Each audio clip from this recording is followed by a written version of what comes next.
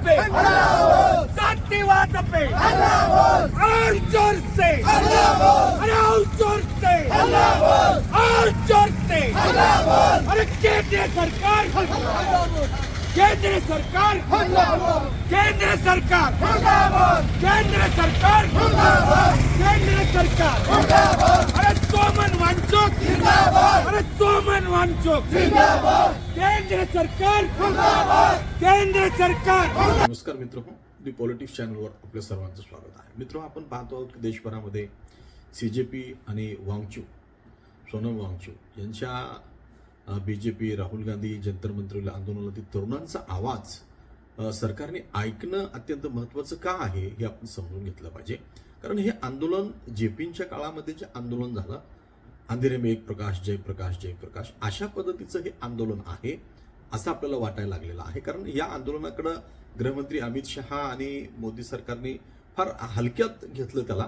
त्यांना वाटलं की त्यांची इंटेलिजन्स ब्युरोना असं वाटलं की ते एक 5,000 विद्यार्थी जमतील, विद्यार्थी सगळे मोबाईलमध्ये गेममध्ये आहेत. पण तसं न होता या ठिकाणी प्रचंड विद्यार्थी जमाव जो निर्माण झालेला आहे आणि तरुणांचा जो असंतोष आहे तो सरकारने ऐकून घेणं का आवश्यक होतं.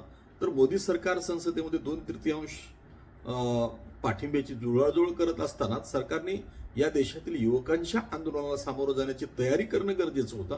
पण अमित शहा यामध्ये फेल सपशेल ठरल्याचं आपल्याला दिसते आहे. ज्या पद्धतीने तिथं लाठीमार होतो, विद्यार्थ्यांचं आंदोलन दडपून टाकण्याचा प्रयत्न केला जातो आणि त्याची तीव्रता मग दिवसेंदिवस वाढायला लागलेली आहे. हे जर आपण पाहिलं, कारण दिल्लीमध्ये जंतर मंतर मैदानावर कॉक्रोच जनता पार्टीने आंदोलन जे अजूनही सुरूच आहे. 20 जुलै रोजी कॉक्रोच जनता पार्टीने संसदेवर काढलेल्या मोर्चात हजारो तरुणांनी भाग घेतला होता. नीट पेपर फुटी प्रकरणी केंद्रीय शिक्षण मंत्री धर्मेंद्र प्रधान यांनी राजीनामा द्यावा अशी मागणी त्यांनी केली. या तरुणावर पोलिसांनी व सुरक्षा रक्षकांनी लाठीचार्ज केला आणि अश्रुधुराच्या नळकांड्या फोडल्या. हे आंदोलन अद्याप थांबलेलं नाही. दिल्ली उच्च न्यायालयाच्या आदेशानुसार उपोषण करणारे सोनम वांगचूक यांना सफदरजंग या सरकारी रुग्णालयातून एका खासगी रुग्णालयामध्ये हलवण्यात आलेला आहे. मंगळवारी पंतप्रधान नरेंद्र मोदी यांच्या निवासस्थानाबाहेर ठिय्या आंदोलन करणाऱ्या राहुल गांधी, प्रियंका गांधी वाड्रा या नेत्यांना पोलिसांनी ताब्यात घेतलं. हे सुद्धा अत्यंत चुकीचं पाऊल आहे. त्यांची सुटका करण्यात आली, पण त्यांना ज्या पद्धतीने उचललं एक विरोधी पक्ष नेता आहे आणि त्याला ज्या पद्धतीने पोलिसांनी उचललं हे अत्यंत गैर आहे. कारण अशाच पद्धतीने म्हणजे इंदिरा गांधींनी सुद्धा JPने जेव्हा हा नारा दिला होता, JPने सैन्याला आव्हान केलं की देशासाठी, कारण देश महत्वाचा आहे, सत्ता महत्वाची नाही. सरकार येतात जातात आणि म्हणून मिलिटरीने हे केलं पाहिजे. आणि आपण पाहतो की विद्यार्थ्याचं मोठं आंदोलन पेटलं बिहारच्या पटना गांधी मैदानावर. जिकडं पाहाल तिकडं माणसं दिसायला लागली आणि गफूर सरकारला विद्यार्थ्यांनी घेराव घातला. इंदिरा गांधी बेचैन झाल्या आणि मग 24 जूनला जेव्हा दिल्लीला सभा झाली तेव्हा इंदिरा गांधींनी रात्रीच त्यांना 25 जूनला आणीबाणी डिक्लेअर केली आणि त्यांना अटक केली. त्याचा परिणाम आपण पुढे पाहिलेला आहे. म्हणजे अंधेरे में एक प्रकाश जयप्रकाश या नाऱ्याने पूर्ण देश निनादून निघत होता. तशीच काहीची परिस्थिती आताच्या या सगळ्या ह्याच्यामध्ये वाटते आहे. सरकार अतिशय चुकीची पावलं उचलते आहे. कारण विद्यार्थ्याला जबरदस्तीने ह्या सगळ्या गोष्टी करता येत नसतात.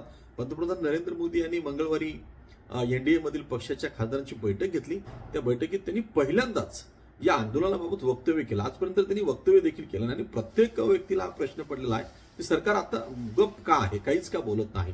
पेपर फुटीच्या गंभीर गुन्ह्यामध्ये सहभागी असलेल्या विरोधांमध्ये कठोर कारवाई करण्यात यावी, जेणेकरून कोणी तरुणांच्या भविष्याशी यापुढे खेळणार नाही असा संदेश नरेंद्र मोदींनी दिलेला आहे. तसेच सरकारने कॉक्रोच जनता पार्टीच्या नेतृत्वाबरोबर आणि सोनम वांगचूक यांच्याशी चर्चा देखील केली, त्यांची भेट घेतली. दरम्यान सरकारने हे आधीच करायला हवं होतं, आधी का केलं नाही असा प्रश्न प्रत्येकाच्याच ओठावर आहे हे आपण लक्षात घेतलं पाहिजे. परीक्षा व्यवस्था आणि शिक्षण व्यवस्थेमध्ये असलेले दोष तरुणांच्या मनावर किती खोलवर रुजलेले आहेत याचा अंदाज जंतर मंतरवर झालेल्या आंदोलनातून आलेला आहे. तरुणांच्या भावनांकडे दुर्लक्ष केल्यास त्याचे किती गंभीर परिणाम राजकीय पक्षांना भोगावे लागू शकतात हे या आंदोलनातून दिसून आलेलं आहे. मोदी सरकार संसदेत 2/3 पाठिंब्याची जुळवाजुळव करत असतानाच सरकारने या देशातील युवकांच्या आंदोलनाला सामोरं जाण्याची तयारी करणं देखील गरजेचं होतं. पण ते सरकारने केल्याचं दिसत नाही. सरकारचे सगळे अंदाज चुकीचे ठरलेले आहेत. झालेल्या आंदोलनापेक्षा कॉक्रोच जनता पार्टीचे हे आंदोलन वेगळं दिसून येते. सर्वात महत्त्वाची गोष्ट ही आहे की या आंदोलनात समाजातील एका विशिष्ट घटकाचा लोक सहभागी नाहीत. तर दिल्लीमध्ये झालेली जी अगोदरची आंदोलन होती, शेतकरी आंदोलन आहे, CAA NRC साठी मुस्लिम समुदायाने केलेलं आंदोलन आहे, यापेक्षा सध्याचं आंदोलन कितीतरी पटीनं वेगळं आहे. कारण सामान्य संपूर्णच पालकांचं लक्ष शिक्षण व्यवस्थेवर केंद्रित झालेलं आहे. आणि म्हणून याच काळामध्ये CJPचे संस्थापक अभिजित दिपके हे महाराष्ट्रातले आहेत. दिल्लीत अमेरिकेत ते शिकायला तिथून ते आले आणि त्यांनी सरन्यायाधीश सूर्यकांत यांनी कोर्ट रूममध्ये वापरलेल्या कॉक्रोच या शब्दापासून या व्यंगात्मक चळवळीला सुरुवात केली. स्वतंत्र भारतात अशा प्रकारे सुरू होणारी ही पहिलीच चळवळ आहे. जयप्रकाश नारायण यांची संपूर्ण क्रांती आंदोलन जे 73-74 मध्ये झालेला, किंवा आसाममध्ये 1980च्या दशकामध्ये बेकायदेशीर जी घुसखोर बांगलादेशी आली त्यांच्या विरोधामध्ये सुरू झालेली चळवळ, किंवा अण्णा हजारेची 2011 मध्ये लोकपाल आणि सार्वजनिक विश्वासार्हतेसाठी झालेलं आंदोलन, सुरू झालेली चळवळ आपण लक्षात घेतली तर म्हणजे या सगळ्यापेक्षा हे आंदोलन वेगळं वाटते. या आंदोलनामध्ये एक स्पष्ट नेतृत्व होतं. या आंदोलनानंतर राजकीय पक्षांची स्थापना झाली, सत्तांतर झाले. CJP हे एक ऑनलाईन माध्यमातून सुरू झालेली चळवळ असून ती आता ऑफलाईन पाय रोवत आहे. हे अवघड कार्य निश्चितच CJP साठी खडतर ठरण्याची शक्यता आपल्याला नाकारता येत नाही. CJP आंदोलनाने फक्त नीट आणि JEE IIT परीक्षा देणाऱ्यांचेच लक्ष वेधलेलं नाही, तर समाजातील अनेक घटकांचं लक्ष याने वेधलेलं आहे. व्यवस्थेतून बाहेर ढकलल्या गेलेल्यांची भावना त्यामध्ये होती. त्यांना या आंदोलनामुळे आवाज उठवण्याची संधी मिळाली. संसदेवरील मोर्चात झालेला लाठीचार्ज, दगडफेकीचा तपास झाल्यानंतर अनेक गोष्टी समोर येतील, पण आंदोलन करणाऱ्या तरुणांवर लाठीचार्ज, अश्रूधुरांच्या नळकांड्या फोडल्याने प्रत्येक घरामध्ये प्रश्नाचं काहूर उठलेलं आहे. पालकांना प्रश्न पडतायत की जर माझी मुलगी तिथं असती तर काय झालं असतं. की अशा पद्धतीने स्वतंत्र भारतामध्ये अशा पद्धतीने जर पोलीस वागत असतील तर यापेक्षा ब्रिटिश बरे होते, अशी भावना निर्माण व्हायला लागलेली आहे. सोनम वांगचूकचं जे फॅक्टर आहे तो अधिक प्रभावी ठरला, कारण CJPच्या महिनाभर चाललेल्या आंदोलनामध्ये 2 टर्निंग पॉईंट ठरले. एक म्हणजे 28 जून रोजी बेमुदत उपोषण करण्याचा सोनम वांगचूक यांनी घेतलेला निर्णय, व दुसरं म्हणजे अभिजित दिपके यांनी कॉक्रोच जनता पार्टी नावाने ऑनलाईन प्लॅटफॉर्म सुरू केला. त्याचे आठवडाभरातच वाढलेले 22 दशलक्ष फॉलोअर्स ही 2 टर्निंग पॉईंट आहेत ह्या सगळ्या घडामोडी मागं.